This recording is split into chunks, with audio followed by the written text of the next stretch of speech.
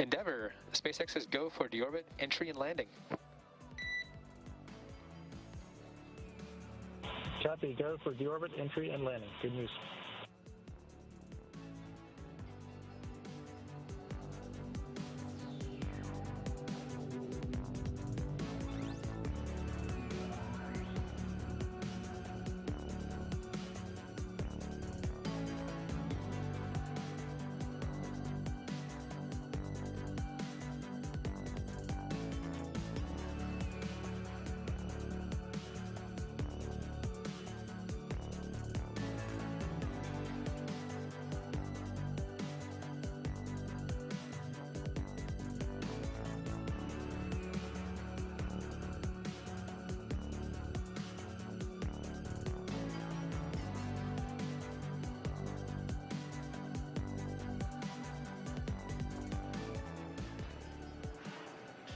And so again, we are providing continuous coverage of the Crew 2 return. We just heard the crew announce we are go for deorbit, entry, and landing. The the Crew 2 astronauts confirmed that. And so again, marching towards the 7:33 p.m. Pacific time splashdown, 10:33 p.m. Eastern time. Things continue to go great here, Gary. Yeah. That's a significant milestone, Andy, because what it means is we are now really, the teams are ready to commit to the next couple of dynamic activities. A lot is going to happen once we get past 6 p.m. Pacific time. 6:09 p.m. Pacific, we're looking at the departure phase burn. Right now, we're pretty much co-elliptic with the International Space Station. That phase burn will turn us into a phasing that points us right towards the prime landing site, which we just heard that we're go for, which is off the coast of Pensacola, Florida. That's a 42-second burn, and it puts us really in line with that.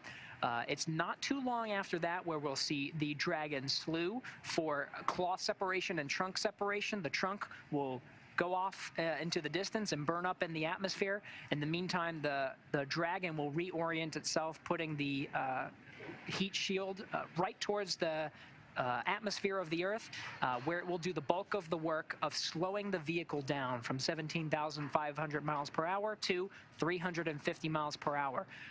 That, of course, in order to get to that point, we need to conduct a 16.5-minute deorbit burn, and that really is what commits us to landing off the coast of Pensacola, Florida. Even at this point, the teams could, even after the phasing burn, look for other opportunities. But with that go, it means that we are very likely going to head towards that deorbit burn here coming up not too long from now.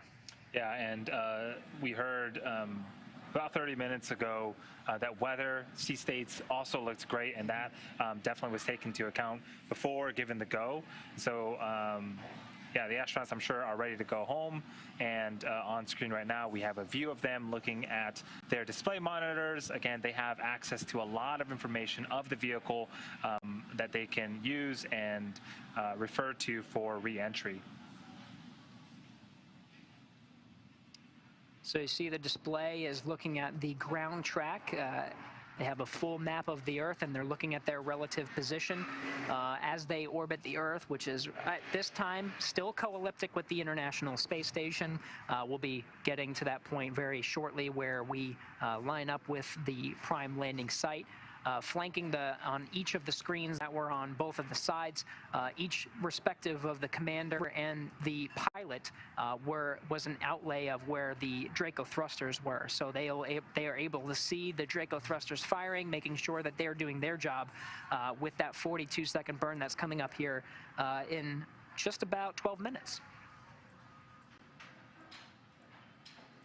After the departure phasing burn, we have one more burn left. You mentioned it. It's the 16-minute deorbit burn. And then Dragon, once it enters the Earth's atmosphere, there's going to be a communication blackout period for about 7 minutes. What that means is the crew in Dragon cannot communicate to the ground, and the ground cannot communicate to Dragon. There is some interference from the plasma that's built up around the exterior of Dragon. But at this point, the Dragon vehicle itself is really piloting itself. It knows exactly where it's at and knows exactly where it wants to go. So it will continue to steer the crew towards the primary landing site while we, again, go through that period of high plasma and get to the other side, and we can get comms up again. After we have an acquisition of signal on the other side of that entry, we'll be able to hear some of the first words from the crew as they are inside the atmosphere of planet Earth. The deployment of parachutes will happen relatively quickly. What's scheduled right now is the drogue parachutes to deploy. That will take roughly 8 seconds, and then about 40 seconds after that, the drogue parachutes will be released and the 4 main parachutes will be deployed. That sequence slows the vehicle down from roughly 350 miles per hour to about 15 miles per hour. Nice and gentle, so the crew, when they land in the ocean, is a nice soft landing. And this here is a view of Mission Control Hawthorne. Teams here are continuing to support the crew to return. And again, a few minutes away from that departure phasing burn.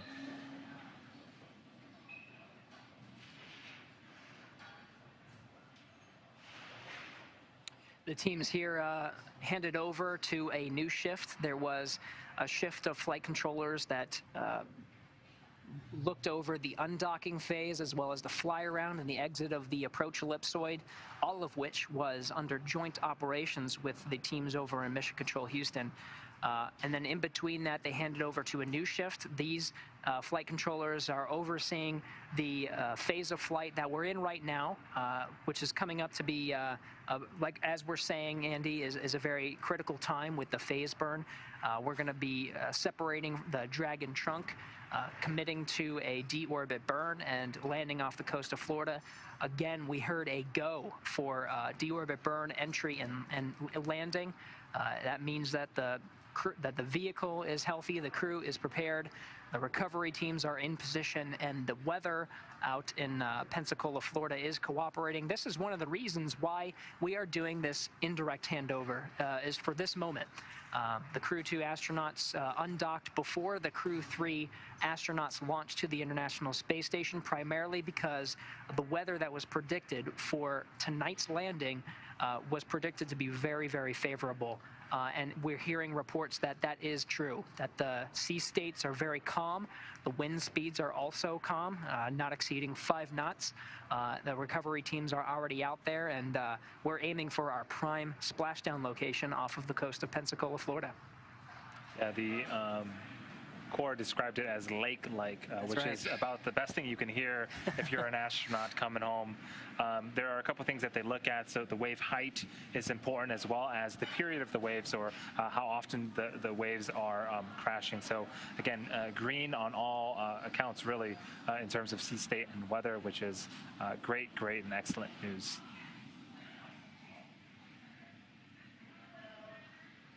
So we're just about 8 minutes away from that departure phase burn. It's not too long of a burn, about 42 seconds. On screen right now is a view inside the cabin.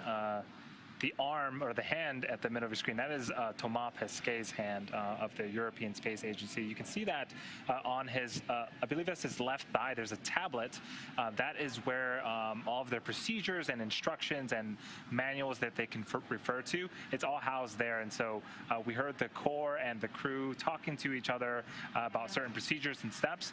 They're referring to that inside their tablets to make sure that, again, all of the things that need to be done and all of the procedures that need to be accounted for, they're all done when they need to be This done. view is spectacular right now, just beyond where you see Commander Sheen Kimbrough and pilot Megan MacArthur. Just beyond the pilot, you can see 2 patches that are 2 stickers that are on the walls of the inside of the Dragon cabin. That is the patches for the Demo 2 mission as well as the Crew 2 mission. This vehicle being a reflown vehicle. It flew Bob and Doug just a year and a half ago as part of the Demo 2 mission. That was the first mission mission inside Dragon with crew aboard. Just the 2 astronauts were part of that test mission, stayed on board for roughly 2 months before returning, verifying that endeavor and the operations needed for crews returning to space from American soil was go. And here we are, about to return crew from the International Space Station aboard Crew Dragon Endeavour for the 2nd time. And here's a great picture. We aren't able to really see their faces with the views that we currently have, but from left to right, Thomas Pesquet of the European Space Agency. We have, he is the mission specialist, Megan MacArthur, who is the pilot, Shane Kimbrough, the commander of the mission, and then Akihiko Hoshide, who is also another mission specialist. These are the 4 members that are currently on the spacecraft that is returning home in just a few hours. In the same order that they're sitting. You can see from left to right, the order is the same. Flanking both sides of the middle is Thomas Pesquet on the left. You can see on the bottom left corner of your screen, he's mission specialist for this mission. He also commanded the International Space Station for just a little bit at the beginning of Expedition 66. Right before departing the International Space Station, he handed over command of the International Space Station to Roscosmos cosmonaut Anton Shkaplerov. Shkaplerov will remain the commander of the International Space Station for quite some time before he departs and Expedition 67 begins. So that will be about 5 or 6 months from now before that crew, MS-19, departs from the International Space Station, Shkaplerov being commander for that entire period. Right before Shkaplerov departs, he'll hand over command of station to NASA astronaut Tom Marshburn, who is scheduled to launch from Pad 39A here in just about 2 days.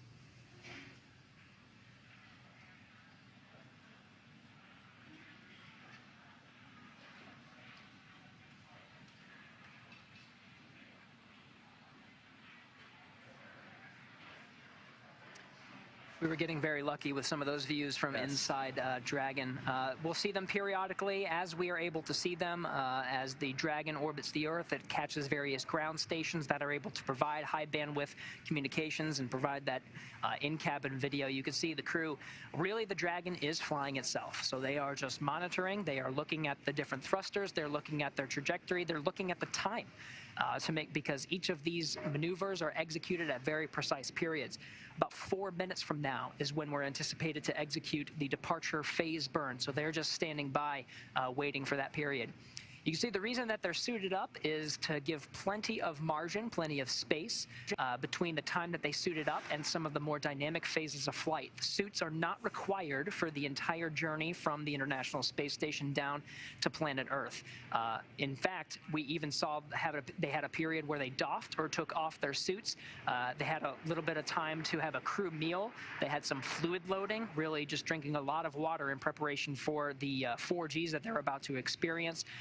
Before they had to put their suits back on again. The suits are required for primarily 2 different phases of flights. First is undocking, and the second being the re-entry phase. Garrett, we are less than an hour and a half away. The crew, to get home from the International Space Station, it's going to take about 8 hours. After they undocked, there was a fly around of the International Space Station, did a full 360 fly around, taking pictures of the International Space Station before going through all of the departure burns to slowly move the Dragon vehicle away from the International Space Station and to get it closer and closer to Earth. So they are well into their journey and towards the end here, and we're just under 90 minutes. That's right. So 2 minutes to go. Let's do a quick recap of everything we've seen so far. They undocked right on time at 11:05 a.m. Pacific Standard Time, backing away to about 220 meters. And then, as you said, Andy performed a full fly around of the International Space Station. It was Thomas Pesquet's job to take a digital camera, point it towards the International Space Station, and photograph the exterior. This was to allow photographs and of visuals of the outside that are not normally seen. We have cameras on the outside of the station. The robotic arm is able to survey some areas of the station, but it can't quite get everything. So this was the first exterior survey that we've had since 2018 when the Soyuz did a fly around. After that, we executed a series of departure burns. There were 5 that were planned, departure burns 0, 1, 2, and 3, as well as a departure phase burn, which is coming up here in about a minute and a half. There was another burn that we introduced called the out-of-plane burn. This was also a prop dump burn, so it served a couple of purposes. One, using the forward bulkhead Dracos, fired for about 3 minutes and adjusted the course of the International Space Station, also dumped a lot of fuel, which is essential to minimize the weight as we enter into the re-entry phase of flight.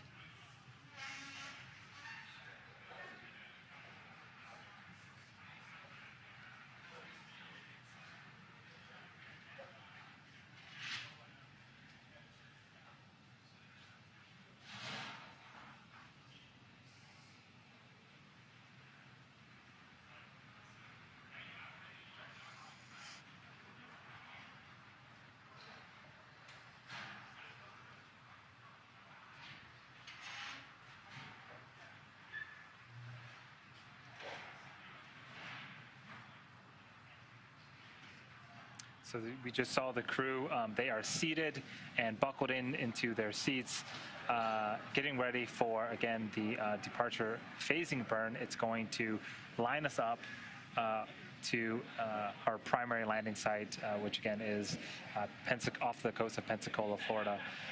This is going to last about 40 seconds, and again, its job is to sort of point us, get us out of the plane, and direct us to where we need to be for the final burn, which is the deorbit burn, 16-minute burn that's going to take Dragon out of orbit and start to get it to re-enter the Earth's atmosphere.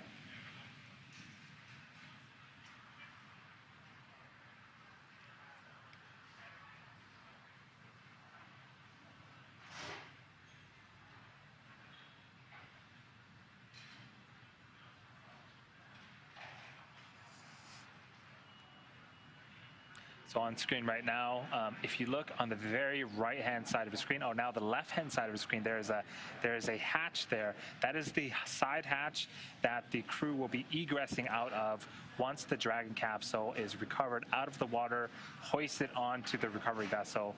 We'll be opening that side hatch, and that is where the crew will egress from.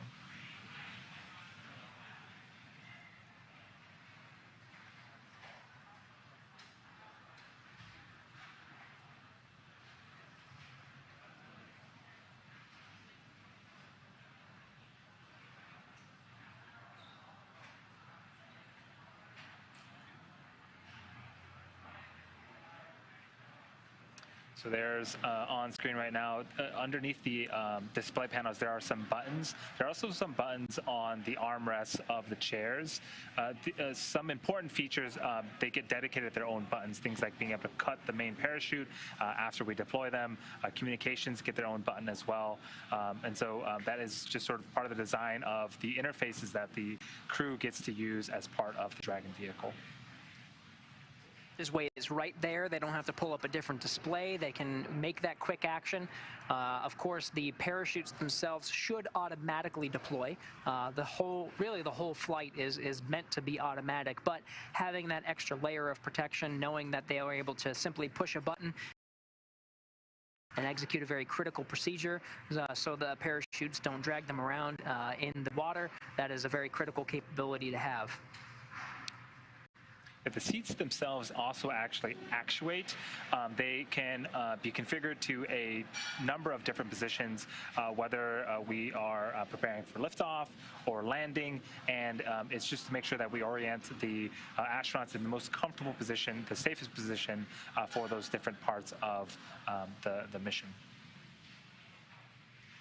Seats will remain in this position for most of these upcoming activities, including the departure phase burn, as well as the trunk separation and deorbit burn.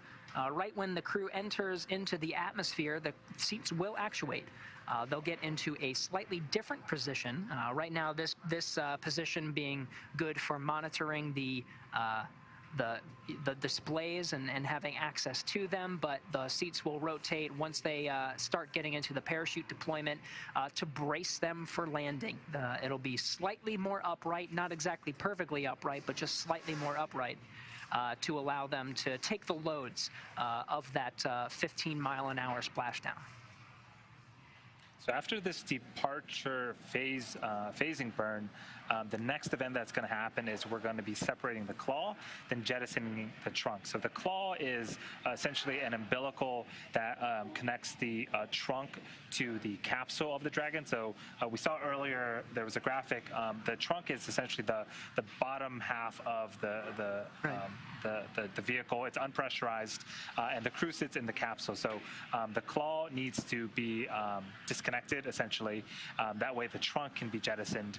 After we jettison the trunk, the Dragon vehicle is running exclusively on battery power. That means that everything, the displays that we just saw, everything is internal to the capsule itself. So it's sort of like its own microenvironment for the astronauts to safely return home. That's right. To separate the trunk from the Dragon, it's going to execute a series of what's called slews. Slews is when some of the Draco engines are firing to change the orientation of the Dragon slightly. Right now, the Dragon is flying sort of at an angle right now, but it'll change to essentially move over to the side so that when the trunk separation happens, it's sending over the trunk in a completely different plane. So there's no risk of conjunction with the two meeting each other as they enter into the Earth's atmosphere. After that maneuver, the Dragon will slew into a position where it's back at an angle where the heat shield is facing towards the Earth, so it can make contact with the atmosphere and take the loads, that is really the heat that's going to be surrounding the vehicle. It'll be that Pika tiling that you were talking about earlier, Andy, that's taking on about 3,500 degrees Fahrenheit as the Dragon itself enters through the Earth's atmosphere. The crew themselves will be experiencing about 4 Gs, which is why through a lot of this flight we've been getting regular check-ins with the cargo specialists here in Mission Control Hawthorne, making sure everything around the cabin was completely secured, because that's a lot of Gs. You don't want things flying around when you're going through this phase. It'll be about 7 minutes that the crew will be in this period where the vehicle will be completely surrounded by plasma, so we'll have a comms blackout and we won't be able to hear from the crew from quite some time. But this is really critical to have a safe re-entry and landing. You need to shave off a lot of velocity, and right now the crew is going very, very fast. They're going 17,000 miles an hour orbiting the Earth. They're in an orbital velocity right now, and so the atmosphere will do a lot of the bulk of the work to shave off that speed from 17,000 miles an hour to 350 miles an hour. Yeah, and it does it primarily through friction. So right. The way I like to think about it is if you rub your hands together very, very quickly, your hands start to get warm. Imagine doing that at 17,500 miles an hour. It would get blisteringly hot, and that's really what the Dragon vehicle is experiencing upon re-entry. And all of that friction gets converted to heat. Right. It also slows down the vehicle. That way we can deploy our chutes and get a nice, again, soft landing in the Gulf of Mexico. So again, we have a lot of recovery vessels that are ready for that moment. We're coming up on it, the very dynamic period that's coming up. It's just a matter of time before we hear confirmation of some of these critical burns that are going to be returning the crew home. The recovery assets have been listening along the way. They've been watching the weather, and a lot of them have deployed. So we know that the Go Navigator is out heading towards the recovery site. We know that there are fast boats that are going out as well. They're going to take the bulk of the work once Dragon splashes down to outfit it, to do a sniff check, making sure there's no hazardous gases that are leaking from the vehicle, and make sure it's very safe to bring aboard, because we have a lot of recovery personnel on board the Go Navigator. There are 2 helicopters that were deployed from shore not too long ago and are making their way out to the recovery vessel. There's a helipad that's on board these recovery vessels, and so so they'll drop a lot of the recovery personnel off and head back over to shore.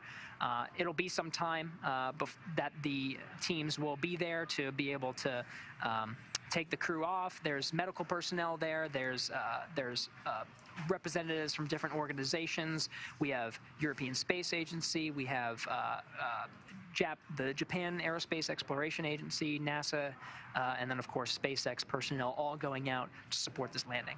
And we are targeting under an hour after splashdown to get the Dragon vehicle hoisted up on the recovery boat and the astronauts out. It is a nighttime recovery, and we've done several of these already, and it really doesn't seem to slow down the recovery operations team. We have spotlights. There's a thermal camera that can spot Dragon when it's coming back down. So they have all the necessary tools to, again, quickly and safely recover the crew from the water. That's right. There's a WB-57 aircraft, too. Forgot to mention that. That has been deployed. Did hear confirmation of that. Wheels up. So WB-57 is on its way out to circle the landing site. That WB-57 is a high-altitude aircraft with very specialized imaging equipment that's able to point at and track the entry of the Crew Dragon as it comes through the Earth's atmosphere, getting some initial data for the recovery teams, very critical. So it'll continue to track that. It'll likely be the first images that we get from planet Earth of the crew returning back.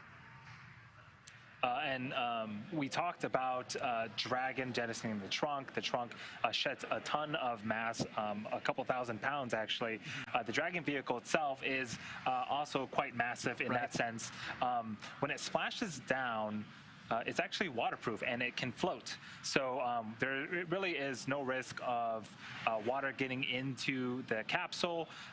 There are actually bladders effectively where water can be pumped into these bladders to make sure that Dragon is upright.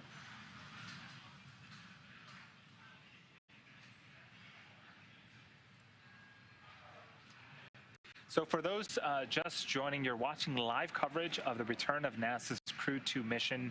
The Dragon vehicle Endeavour has departed the International Space Station at 11:05 a.m. Pacific time, or 19:05 GMT, with NASA astronauts Shane Kimbrough and Megan MacArthur, JAXA astronaut Aki Hoshide, and ESA astronaut Thomas Pesquet heading home back here on Earth.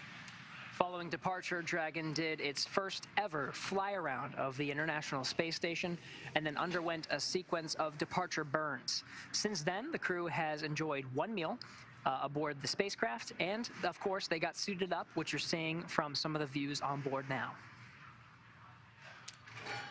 In this next phase of the mission is when things really get exciting, Gary. Dragon has a series of steps to complete before returning Shane, Megan, Aki, and Thomas home. First, Dragon will maneuver to the correct attitude and then jettison its trunk, which is, again, the cylindrical, unpressurized part of the spacecraft. The trunk is currently connected to the aft or bottom section of the Dragon capsule, where the heat shield is located.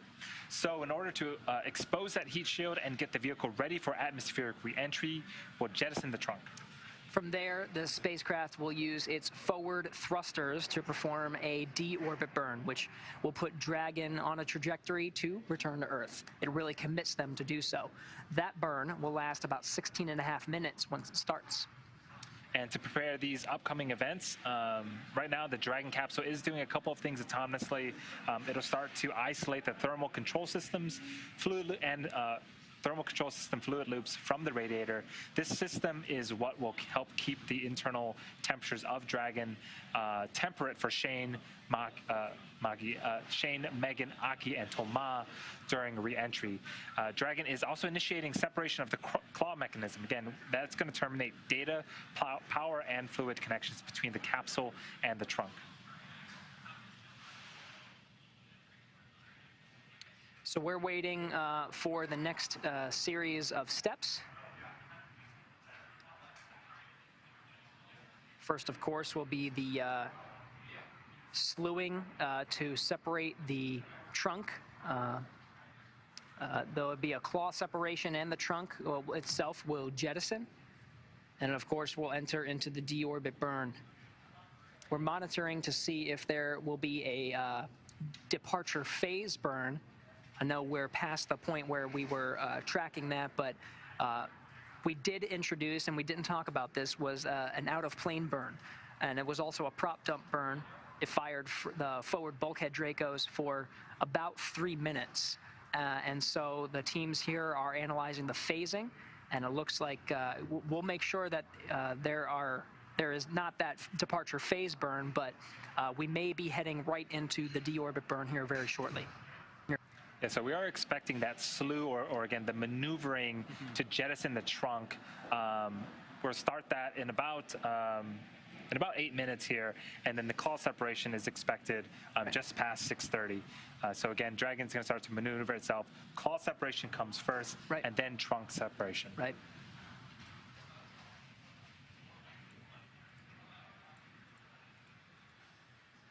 So again, we are providing continuous coverage.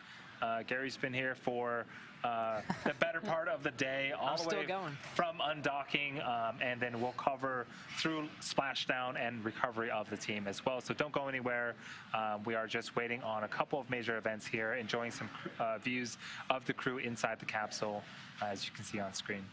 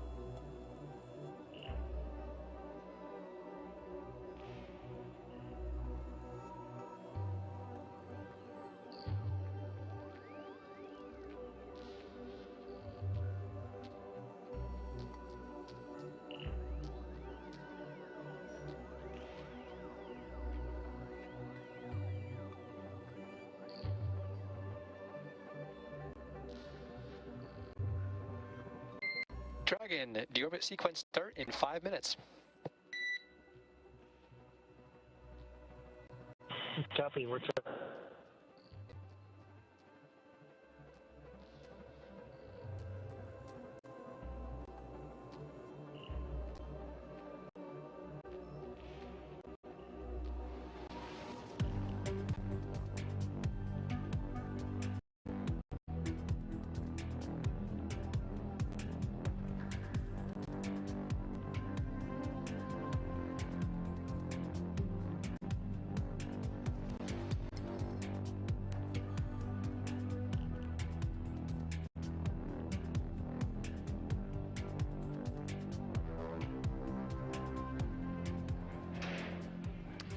All right, so we are continuing to track the return of Crew 2 and the astronauts back to planet Earth. We just heard we are just moments away from entering the deorbit sequence. We did a quick fact check on some of the burns that we've been monitoring throughout today's flight as we've been providing continuous coverage, and we did get confirmation that that departure phase burn, which we have discussed, takes the Dragon out of the co-elliptic phasing that is really matching the International Space Station with both the perigee and apogee, and puts it on a course with that landing site, which is Pensacola, Florida. That did happen, so we do have confirmation that all of the phasing burns, the departure burns that are necessary to line Dragon up for the deorbit sequence, which we're hearing is about to take place here momentarily, that we are all lined up. All of the burns have taken place. Dragon is in a good phase, a good position to get ready for this next sequence of very critical events. And what that means is we have just one more burn left, the deorbit burn. Right. A couple of things need to happen, again, before we start this. In about 3 minutes, we'll begin to maneuver or slew the Dragon to the appropriate attitude in order to prep for claw separation and then trunk separation. After that, we'll slew back. The 4 forward bulkhead thrusters underneath the nose cone will fire for about 16.5 minutes. That will be what slows down Dragon and brings its altitude down enough to start to hit some of the atmospheric particles of Earth. And then from there, we'll start to re-enter the Earth's atmosphere, enter that blackout period for about 7 minutes, where there's just plasma being built up around the exterior of Dragon. So we'll lose communications for about 7 minutes. After that, we'll regain communications. We have parachute deploys. We have 2 sets. First up is the drogue chutes that will take the Dragon capsule velocity from about 350 miles per hour to 120 miles an hour. From there, the main chutes will deploy, taking us from 120 miles an hour down to about 15 for a nice soft landing off the Gulf of Mexico. So that is going to kick off here very shortly. We're coming up on just about an hour from the predicted splashdown time. We did hear there were slight adjustments in some of the sequence, and that sequence, the deorbit sequence itself, about to begin here momentarily, starting with the claw separation and trunk separation, but that'll kick off. Once that sequence starts, it's about an hour timeline from the time that sequence starts to the time that we are in the water.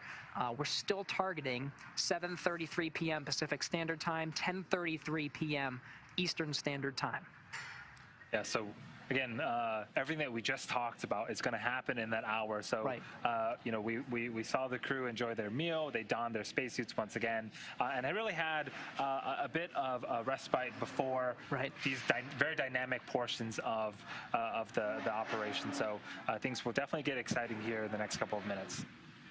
And we'll be with you every step of the way. We're expecting communications with the crew throughout each of these different phases, confirmation of trunk separation, the claw opening, the claw separation, trunk separation. When the deorbit burn starts, it's going to be quite a long time that those forward bulkhead Dracos will fire. It is the longest burn of the entire flight, the 8.5-hour journey from undocking from the International Space Station to splashing down off the coast of Florida, 16.5 minutes. In this particular phasing, because of the short flight, that is a much longer burn. With some of the longer phases, when we're talking about 18 or 19 hours, it gets a lot shorter. Sequence start. There you go.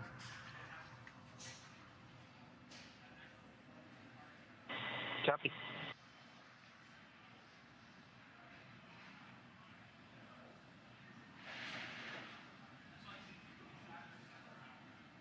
So again, that was confirmation of the beginning of the deorbit sequence. Again, it involves a number of different items to occur. Right now, again, the Dragon is starting to maneuver itself, orient itself to prep for claw and trunk separation.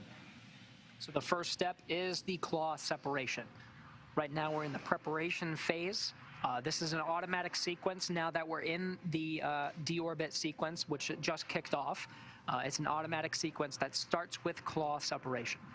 The claw is essentially the umbilical that routes power to the Dragon capsule. It's connected as part of the trunk. So we'll disconnect that first. Pop off the trunk, so to speak, and once that happens, the Dragon capsule is running exclusively on its own internal batteries. Right.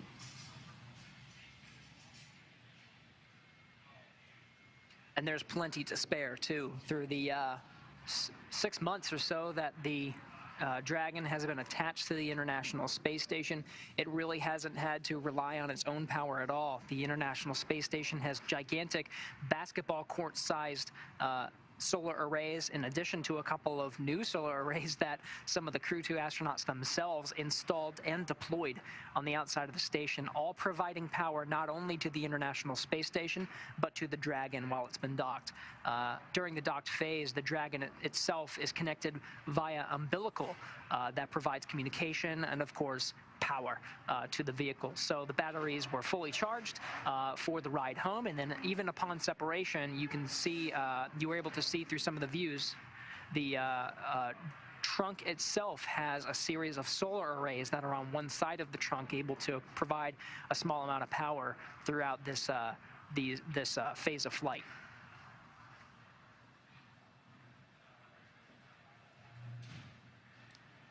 We are expecting to get confirmation of claw separation, and then shortly after, trunk separation. We did hear claw separation is confirmed.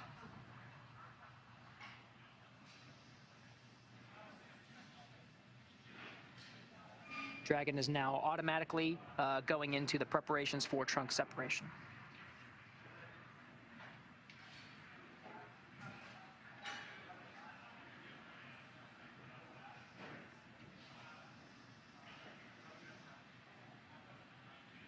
Trunk itself.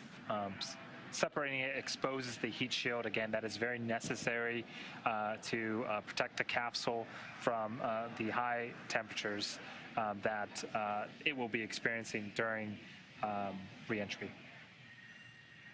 Dragon, nominal trunk jettison. Copy, nominal trunk jettison.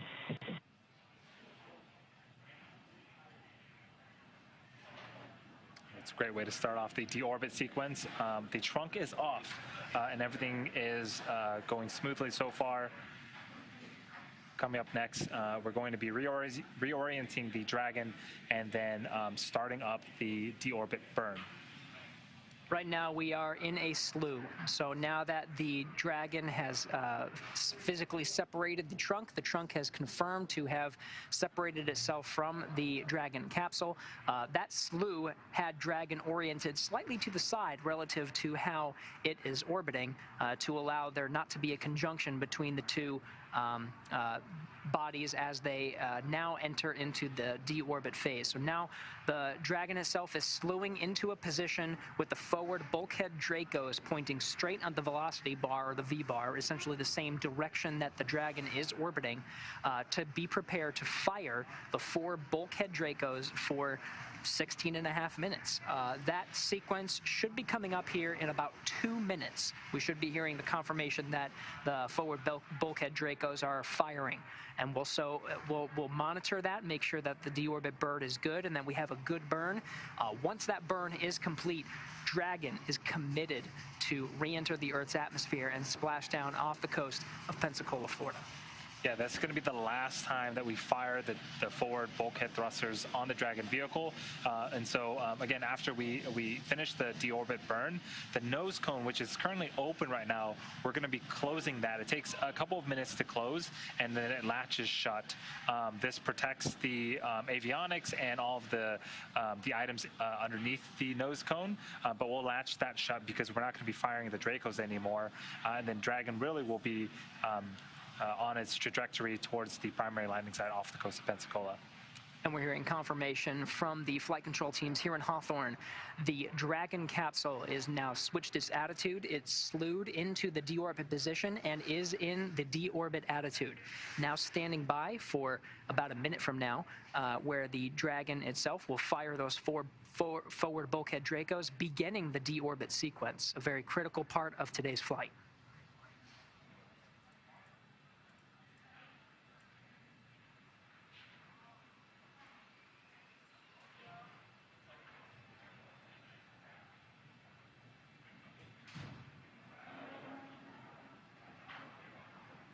So yeah, we will be bringing continuous coverage all the way through splashdown and recovery of the crew. On screen right now is a view of Hawthorne Mission Control.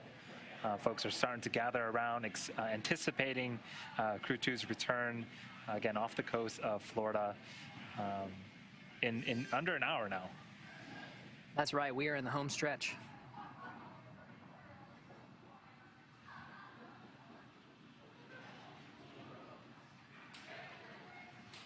So it is worth mentioning again that the Dragon vehicle itself is a very sophisticated, intelligent vehicle. The maneuvers that it has been doing throughout its undocking phase and part of its downhill sequences really are autonomous. The crew are definitely trained to help support Dragon in case things go off nominal, but really for the most part, Dragon is piloting itself. It knows where it's at, where it wants to go, and it's making all these minor adjustments as needed. So the crew is in good hands. They are definitely on the trajectory they need to be to return home safely back here on Earth.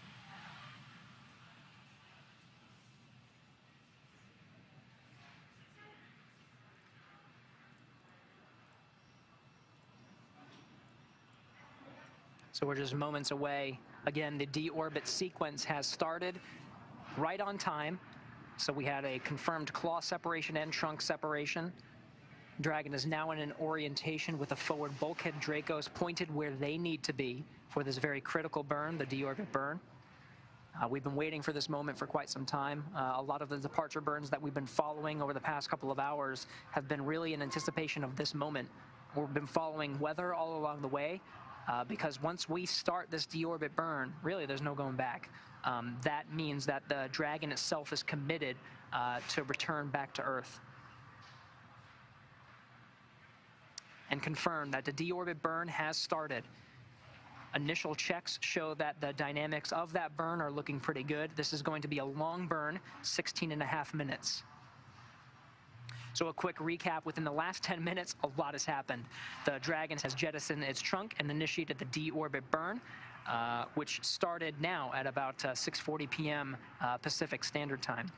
For these operations, Dragon and SpaceX closely coordinate with the United States Coast Guard to establish a 10 nautical mile safety zone to ensure public safety and for the safety of those involved in the recovery operations, as well as the crew on board their returning spacecraft. Multiple notices are issued to the mariners in advance and during recovery operations, and the Coast Guard patrol boats are deployed to discourage boaters from entering the splashdown zones. We really want to stress to the public the need to respect this safety zone. Recovering a spacecraft from the water is a hazardous operation, and any other boats interfering increases the risk to astronauts in the capsule, the teams working to recover them from the water, and the safety of those that come too close. For the safety of the crew and your safety, we recommend that you sit back and watch, and we'll be bringing you the best possible coverage of our astronauts' homecoming. And like I mentioned earlier, this deorbit burn is the last time that those 4 forward Draco thrusters will fire. Dragon Endeavour has not yet entered Earth's atmosphere yet. This deorbit burn is what will line the vehicle up and put it on its final trajectory to the landing site in the Gulf of Mexico, just off the coast of Pensacola, Florida. So right now, Shane, Megan, Aki, and Thomas, they're using their screens to keep tabs on the burn durations, Draco thruster firings, and trajectory details like entry angle, capsule perigee, and how much distance remaining until the deorbit burn is terminated. They have access to that with the displays in front of them. Again, Dragon is essentially flying itself, so all the crew has to do is stay strapped into their seats and keep tabs on things. So we're waiting to hear the call out for nominal burn to confirm completion of the deorbit burn for Dragon Endeavour. That's going to be coming up in about 12 minutes, 13 minutes. So still a bit longer to go on this deorbit burn. That's right. We're coming up on about 3 minutes into the deorbit burn, and it is a very long burn, particularly with this phasing, which is the short trip from undocking to splashdown that doesn't include a sleep period or anything for the crew. They're really in it for the long haul. these forward bulkhead Dracos need to fire for about 16.5 minutes. We've seen very similar profiles for some of the other missions. Crew 1 and I believe Crew 2 had a pretty similar profile, or not Crew 2, Demo 2 had a very similar profile, about roughly the same period of time from the time of undocking to the time of splashdown. So it seems to be a pretty popular profile. So we'll just sit back and make sure that the deorbit burn is continuing to look good, and so far teams are tracking that it is. We're about 4 minutes in at this point, which is into a 16.5-minute burn. And on screen is our 4 astronauts on board Dragon. Left to right, ESA's Thomas Pesquet. He is the mission specialist. Then we have the pilot, Megan MacArthur, and the commander, Shane Kimbrough, both from NASA. And then we have JAXA astronaut, Akihiko Hoshide, who is also the mission specialist. So again, they are both, they are all in their suits, strapped in, and eagerly waiting their return and a breath of fresh Earth air in about 45 minutes. Oh, excuse me, 45 minutes until splashdown, then about an hour until they can egress the vehicle.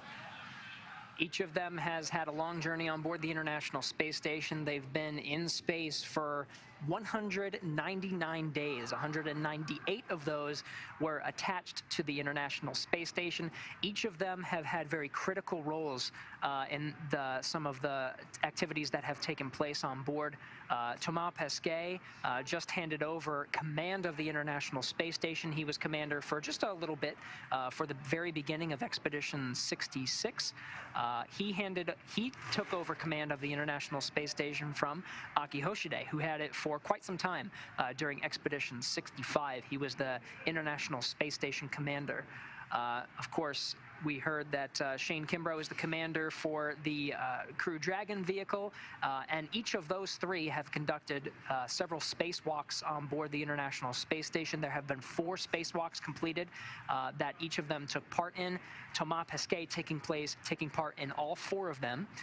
There was one spacewalk that was to set up one of the station's power systems with a modification kit in preparation for future solar arrays. That was done by Thomas Pesquet and Aki Hoshide.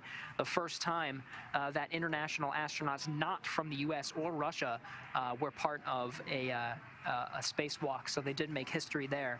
And then, of course, Shane Kimbrough conducted 3 of those himself. So he has 9 spacewalks under his belt, and he has one of the all-time records for most amount of time in space. For any U.S. astronaut, he's sitting at 388 days of his career total over his 3 space flights to the International Space Station and as part of a shuttle mission as well.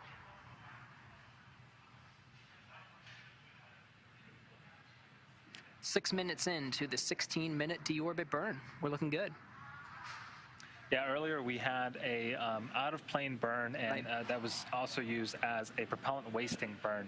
And so we dumped a lot of mass with the propellants that we don't need anymore. That, in combination with the trunk jettison that we just had, sheds a lot of mass from the vehicle. It actually makes this deorbit burn a lot more efficient, so that way we can be as efficient as possible to slow down the vehicle, bring its altitude down in order for it to begin its re-entry phase. This is a very critical phase. We've seen a lot of action over these past couple of hours as we've been providing some continuous coverage. It all started with some hatch closure where the Dragon crew said goodbye to the crew on board the International Space Station. Only 3 crew members on board now. That includes Commander Anton Shkaplerov from Roscosmos, as well as Pyotr Dubrov of Roscosmos, and then Mark Vande Hei, who is pulling the long haul here. He's going to be on station for almost a year, and he'll be really responsible for the handover that the Crew 2 astronauts would have done if they were to have the Crew 3 astronauts arrive before them. But again, we've mentioned this a couple of times, Andy, throughout our coverage. Part of the reason why we're executing a deorbit burn right now, heading for a splashdown off the coast of Pensacola, is because the weather looks really, really good. And weather is one of those primary driving factors for taking a crew home. If the weather looks this good with very calm, you said lake-like states is what we heard on the loops, very calm winds, and of course we did get confirmation that the skies are clear as well. So we might even get some pretty good views from the WB-57 as well as the ship, the recovery ship, Go Navigator, as the crew is entering. It's really just, it's too perfect to pass up. Yeah, and that's really sort of the story here. We originally planned to launch Crew 3 prior to Crew 2 coming home, and they were going to do the handoff in person at the International Space Station. Weather wasn't quite cooperating with us Halloween weekend, but again, Gary, you mentioned this recovery weather is too good to pass up. Right. And so the teams that have been supporting this mission, or really both missions, really this is a testament to their flexibility to be able to get this together and make sure that the Crew 2 can come home safely in the midst of, again, this really optimal weather. Very, very true. And again, we are monitoring the weather, and it does look good out in the Gulf Coast. Part of the reason that we're landing the crew right now in the Gulf is because the weather over there looks good, and the reason why we're going to wait to launch the Crew 3 astronauts no earlier than November 10th is because the weather out there is something that we continue to monitor. It's not only the weather out at the East Coast, off the coast of Cape Canaveral in Florida that we're looking at, but really the weather all along the ascent corridor has to cooperate as well. So that includes all along the eastern seaboard, that includes the North Pacific. All of that has to look good because really in any abort scenario, you'd be looking at the crew escaping from the top of the Falcon 9 rocket using those Super Dracos. We were talking about Super Dracos a little earlier, and splashing down anywhere along those sites. And so you have to make sure that the weather is cooperating really all along the way. So it's got to be the right conditions.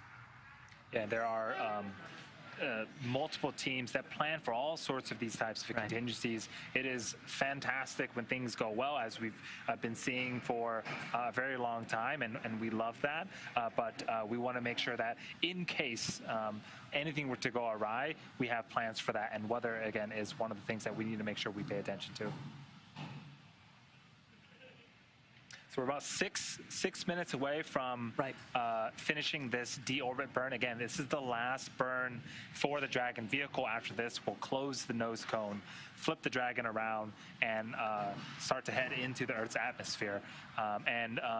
Really, after this, it's really about 30 minutes, about 30 or 40 minutes until we see the Dragon capsule in the Gulf of Mexico. It's going to happen very quickly. It is. A lot is going to happen. In fact, when it comes to the parachutes, they are that sequence is automatic, but it happens seconds from each other. The mortars themselves are deployed to release 2 drogue parachutes that slows the Dragon capsule down from 350 miles per hour initially. Those are the right after we get outside of the blackout zone, which is when the Dragon itself is entering through the atmosphere, engulfed in plasma, so the communications can't get through. But right when we exit out of that, we get an acquisition of signal and are able to talk to the crew inside Dragon again. They should be traveling at roughly 350 miles an hour. But once we deploy those drogue chutes, all of that's going to really happen at about 7:29 p.m. Pacific time, 10:29 p.m. Eastern. The drogue parachutes will deploy, they'll stay out for a little bit, and then 40 seconds later, the 4 main parachutes will deploy. And from 350 miles an hour, with that sequence, that's happening really in the matter of 1 minute with all of the parachutes. That'll gently slow down the Dragon and its crew down to about 15 miles an hour. Yeah, and we mentioned safety. We've been talking about safety throughout this whole broadcast. As soon as the Dragon capsule hits the water, one of the first things that happens is the main chutes get cut. And what this means is today there are really no winds, essentially, but we don't want, we wouldn't want the Dragon capsule to be pulled by wind in any direction, so we'll cut the parachutes immediately upon splashdown. And there's a boat that is, part of its main function is to go out and recover that parachute. That cutting of the main parachutes happens automatically on board the Dragon, but when we were talking about some of the physical buttons that the crew have on their display panel, one of those physical buttons, which is really important to have instead of having it on a touch screen that you have to navigate to, really easy access to a button that says cut the parachutes. If for whatever reason they weren't to automatically do it themselves, which we've seen on some of the previous crewed missions, they did automatically cut. They do have the ability to do so. Yeah, these parachutes have been tested hundreds of times. And so, you know, the design, parachutes can be tricky, but, you know, we've used these parachutes as part of all the cargo missions prior to the upgraded Dragon, and now we're using them as part of this operations too.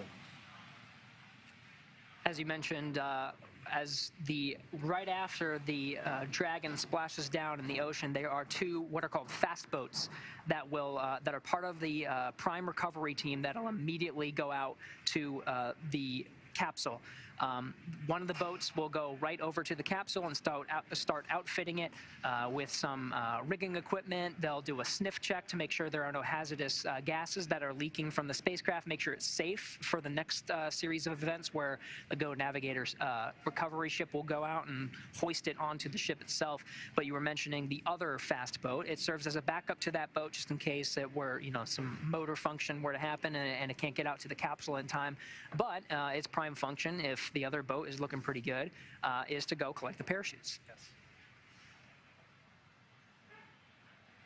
So again, about 2 minutes. 2 minutes For the end of the final burn. The Dragon and the crew have gone through a number of burns throughout today's downhill phase. Again, we are nearing the end of sort of the marathon here. So this must be exciting for the crew on board the Dragon as well, knowing that this is the last burn that they're going to feel, last burn that they're going to hear. And after this, it's really going to be a smooth sailing, so to speak, into the Atlantic Ocean, or into the Gulf of Mexico. So the words we're waiting to hear right now are nominal deorbit burn. Those are very important words that'll be sent over to the crew. Right now, the nose cone has been opened to expose the 4 forward bulkhead Dracos that have been doing a lot of the heavy lifting with this deorbit burn, pointing straight at the velocity bar. It's a retro firing of the thrusters to slow the vehicle down and really ultimately make contact with the atmosphere. That's the point of this burn. But as long as we have a good burn, it'll be just a matter of a couple of minutes. It's a very quick sequence to close the nose cone. It's a very important function to close the nose cone. It protects the forward bulkhead Dracos. It protects the docking mechanism that's been used to keep Dragon attached to the International Space Station for 6 months. It protects some of the guidance and navigation equipment. Of course, this vehicle is reusable. We're seeing it now. This is a reused vehicle. It was used originally on the Demo 2 mission. So all critical functions that need to be protected before it slews to the position where the heat shield is pointed right towards the Earth and does the heavy lifting of protecting the capsule and, of course, more importantly, the crew inside from the 3,500 degrees Fahrenheit that's going to be experienced as the Dragon capsule enters the Earth. Yeah, as part of the recovery operations after... Dragon, deorbit burn complete, performance nominal. Nose cone closure has been initiated. Copy all, good deorbit burn. That is the news that we were looking for, Andy. Nominal deorbit burn. That means that burn did its job. You see immediately we're going into closing the nose cone. So now that it's done its job, the forward bulkhead Dracos will not be fired again. We're going to close the nose cone and protect some of those critical equipment and get the Dragon oriented in a position ready for entry.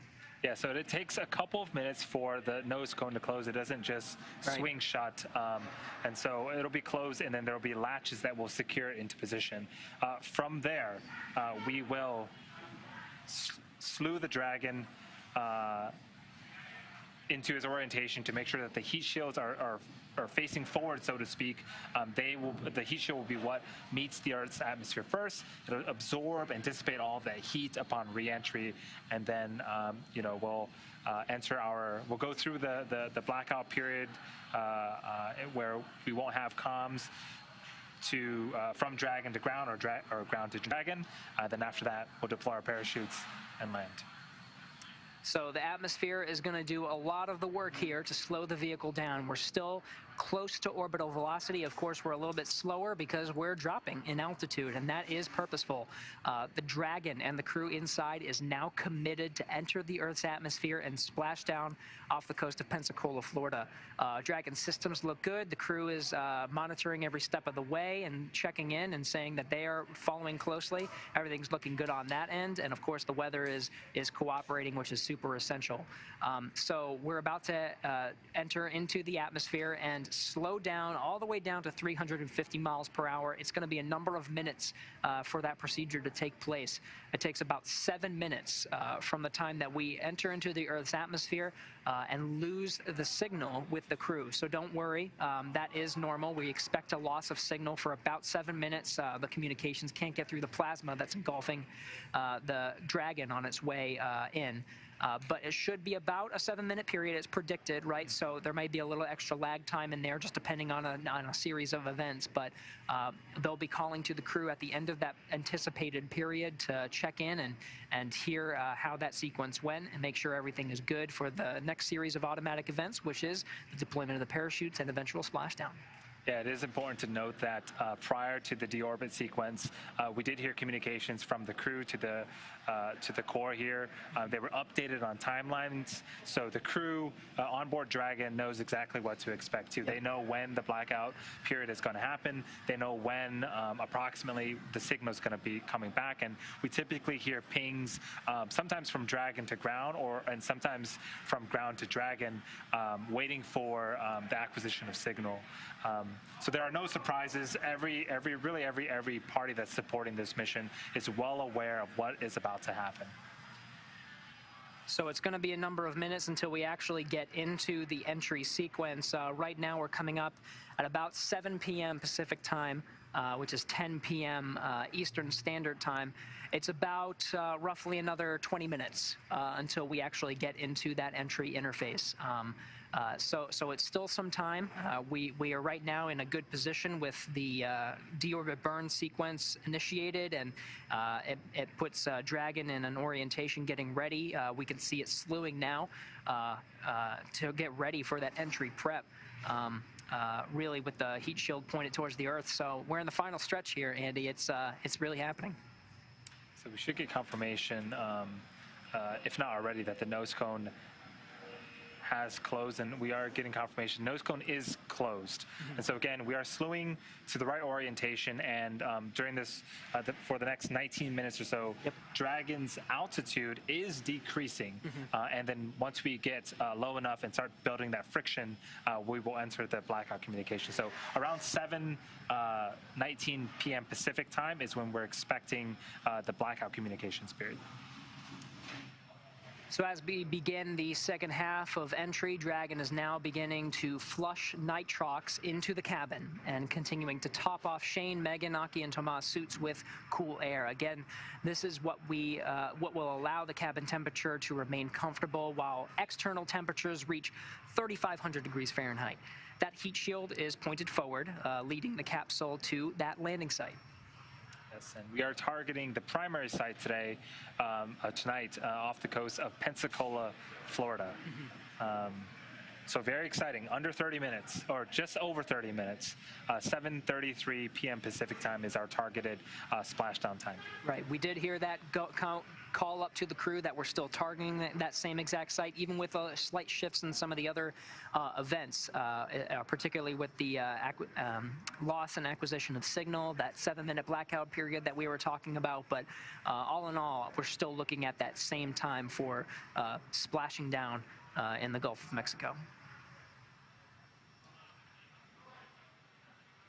So stay with us. We're going to continue to provide coverage through this very dynamic sequence. We will, even after splashdown, we're going to remain on air. We want to make sure that the crew is safe once they splash down off the Gulf of Mexico. So once they splash down, it takes less than an hour in nominal recovery procedures to go out to the boat, or to go out to the capsule, rather, and outfit it to get onto the Dragon Nest, which is on the recovery ship, and bring it in for the hatch opening, the side hatch, and recovering the crew inside. We'll continue to provide coverage as each of the 4 astronauts egress or exit from the capsule itself.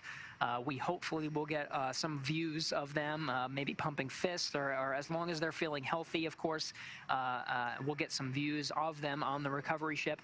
And after that, we are looking forward to talking to some leadership from some of the respective agencies.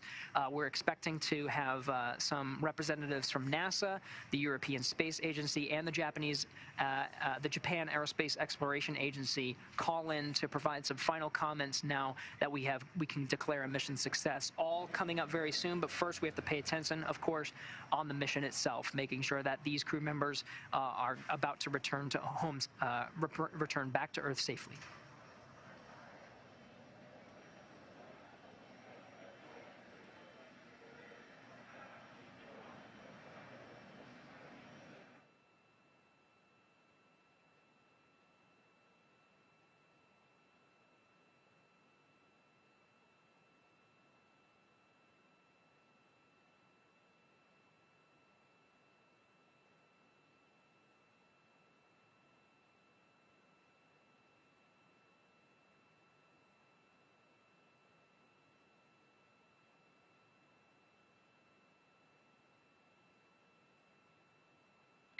Dragon, nose cone secure for entry. Endeavour copies. Nose cone secured.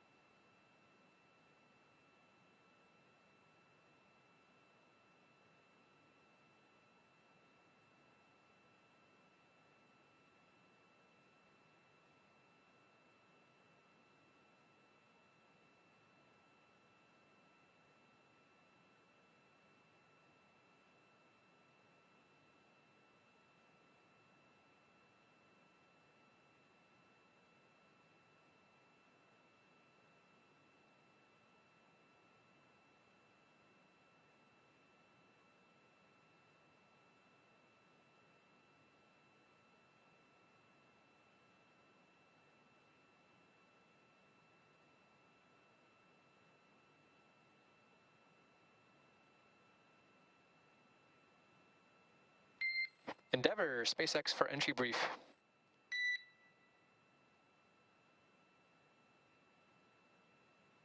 Go for entry brief.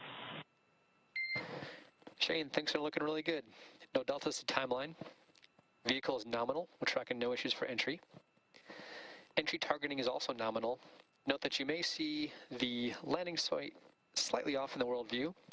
That is expected and nominal due to the entry purge, and entry guidance will clean that up, so that's nominal. There's no deltas to weather. The recovery fast boats have been launched, and they're awaiting your arrival. I'll copy. Great news all around. Thanks, Chris, and we copy all. We copy, thank you.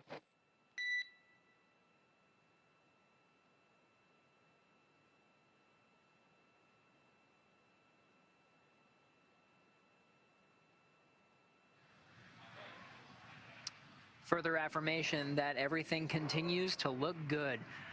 We did have a successful deorbit burn, and so we're just really in a waiting period right now before we begin that entry coming up in approximately 10 minutes when the crew themselves will enter into the Earth's atmosphere and the heat shield being pointed in the right direction. And the vehicle itself will slow down over the course of about 7 minutes until they get on the other side into the Earth's atmosphere, and we can talk to them again, slowing down from 17,000 miles an hour to about 350 miles an hour. That briefing was spectacular, Andy. It sounds like the weather is cooperating, and all of the recovery teams are in place. In fact, the fast boats that we were talking about earlier have already deployed. We are getting ready to bring these guys home.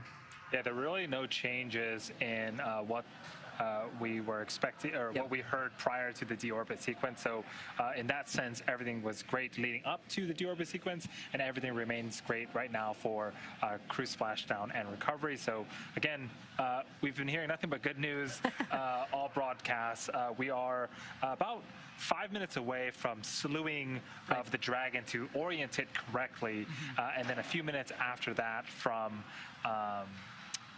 anticipated loss of signal. Again, that communications blackout period due to the plasma buildup around the Dragon capsule.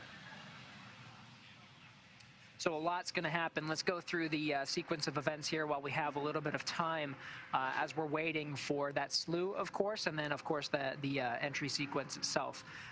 Once the Dragon slews or orients itself right in the precise position where the heat shield is pointed in the right direction, Andy, as you mentioned, we're going to enter into a period where we will lose the signal, and that's just because of the plasma that's building up on the outside of the spacecraft.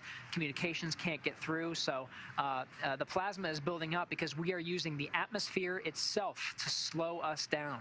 We're going about 17,000 miles an hour now, and we need to slow down quite a bit eventually to get us to about 15 miles an hour. So the bulk of that will happen during the entry into Earth's atmosphere. It'll shave off from 17,000 miles an hour to about 350 miles an hour. From there will be a sequence of parachute deployments. First with the drogue chutes, that'll perform the initial slowdown from 350 miles an hour to, I think it was, you said, about 120 miles an hour. And then from there, it's only a matter of seconds, about 40 seconds after drogue chute deploy, that those will be cut off, and the 4 main parachutes will deploy from the Dragon itself, slowing it down to about 15 miles an hour. We are aiming right on time for a glass-like, we've heard lake, I've heard the word pool, wave conditions out at Pensacola, Florida look absolutely pristine. So things are looking pretty good for us so far. So after splashdown, we just heard that the fast boats are on their way to the recovery site. There are 2 of them. The first fast boat will approach the Dragon capsule that's in the water and do a couple of things. Really a lot of safety checks to make sure there isn't any ordinances or any type of chemicals in the air. They'll also do a vehicle integrity check to make sure things are looking great on the vehicle, and then give the go for the rest of the recovery team to approach the vehicle. The other recovery vessel, as long as that first fast boat is able to do its job, the other fast boat will go ahead and recover the main chute that's in the water. If that first fast boat, for whatever reason, motor failure, who knows, cannot do their job, it serves as a redundant vehicle. From there, a rigger who's typically approaches the vehicle on a jet ski will approach the vehicle and actually physically climb up on top of the Dragon capsule. They carry with them a lot of hardware, a lot of hoisting equipment that they'll need to attach to the capsule. And this is really to prepare the vehicle to be, again, lifted out of the water. There is a larger recovery vessel that has a sort of hoisting, a crane of sorts on the back of it, and there's a platform or nest that the recovery vessel will hoist the Dragon capsule out of the water, place it on the nest, secure it in place. From there, a couple more checks will happen, and then we can finally get to see the crew egress the Dragon capsule. That's right. The nest itself moves a little bit further Dragon, in. SpaceX for crew entry preparations.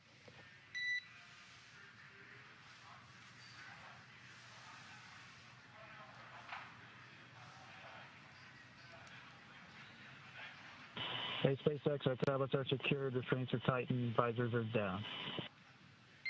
We copy all. Thank you. Approximately 4 minutes, 30 seconds until anticipated comm blackout.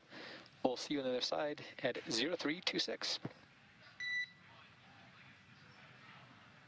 Copy 0326. Talk to you then. 4 minutes, 30 seconds takes us to 7:20. Right on the money, 7:20 p.m. Pacific Standard Time, 8:20 p.m. Eastern. So that's the comm blackout that we were talking about. It's a 7-minute period where we're really in the atmosphere at that point. The heat shield is doing its job of dissipating the 3,500 degrees of heat that's surrounding the vehicle at that time. And